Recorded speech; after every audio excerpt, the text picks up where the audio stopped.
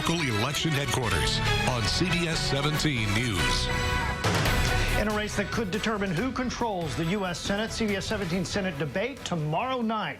One of the big issues we'll be talking about between Republican Senator Thom Tillis and Democratic challenger Cal Cunningham is unemployment. CBS 17 is your local election headquarters. Due to the pandemic, millions of people are still out of work, with more people losing their jobs every week. In North Carolina, state officials say more than 1.2 million people filed for unemployment at some point during the pandemic. Our Capitol reporter Michael Hyland has a look at why the Senate race matters to those very people. As North Carolina reopened in phase 1, then 2, then 2.5, people got back to work. But over the last several months, we've talked with people who didn't return to work in those phases, off the job indefinitely. There's a lot of uncertainty. We were like, what? We're canceled? It's a stress that's added on top of worrying about catching coronavirus. Chris Keener, Rose Newchums, and Lorenzo Mack Jr. all work behind the scenes in the entertainment industry. They bring to life all the concerts, events, and plays we love and miss seeing. Feast or famine, if you will, kind of industry.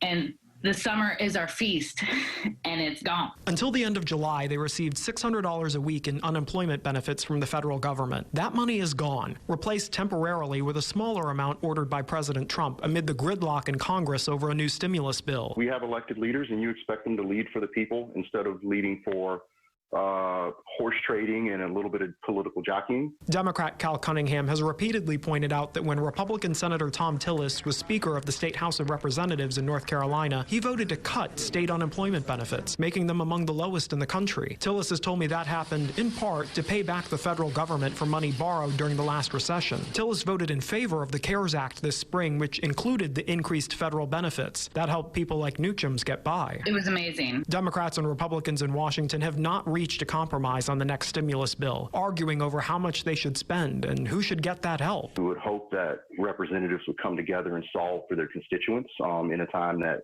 our industry is not going to be working and that people really need some additional help. Help we'll be asking the candidates about at the next debate Tuesday. Michael Hyland, CBS 17 News.